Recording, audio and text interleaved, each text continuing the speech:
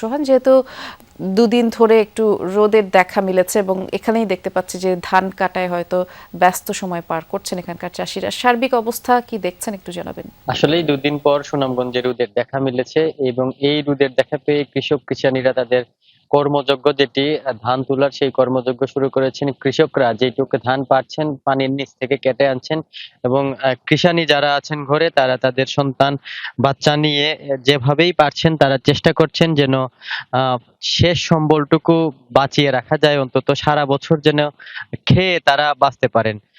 গতকাল সুনামগঞ্জের এই প্লাবন পরিস্থিতি দেখতে এসেছিলেন দেশের দুই মন্ত্রী, কৃষিমন্ত্রী এবং দুর্যোগ মন্ত্রী, সেই সাথে একজন মন্ত্রী পদমর্যাদার উপদেষ্টা।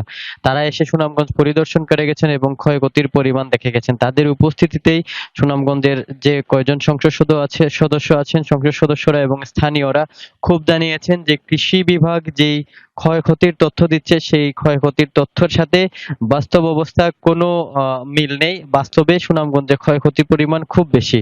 আমি একটু আপনাদেরকে জানিয়ে রাখি, কৃষি বিভাগ এর তথ্য মতে এখন পর্যন্ত সুনামগঞ্জে ক্ষয়ক্ষতির পরিমাণ হচ্ছে 20,000 হেক্টর জমি, টাকার পরিমাণে যা দাঁড়ায় 200 কোটি টাকা। কিন্তু কৃষকেরা বলছেন, সংসদ সদস্যরা বলছেন সুনামগঞ্জের 50% জমি ইতিমধ্যে পানিতে তলিয়ে গিয়েছে এবং যেই 50% জমির ধান রয়েছে তাও কিন্তু বৃষ্টির অভাবে শুকানো যাচ্ছে না। অর্থাৎ এই 50%-এর অর্ধেক ধানও কিন্তু নষ্ট হয়ে যাওয়ার উপক্রম আছে এবং ধানের চারা গজিয়েছে রোদের অভাবে। তো যেহেতু 2 দিন ধরে রোদ উঠছে এবং কৃষকরা বলছেন আগামী 4-5 দিন যদি এই রোদের দেখা মিলে তাহলে অন্তত তাদের সারা বছরের খোরাক যেটি খাবারের জন্য তারা বৃষ্টি। বিস্তারিত জানাচ্ছিলেন, আপনাকে অনেক ধন্যবাদ সোহান।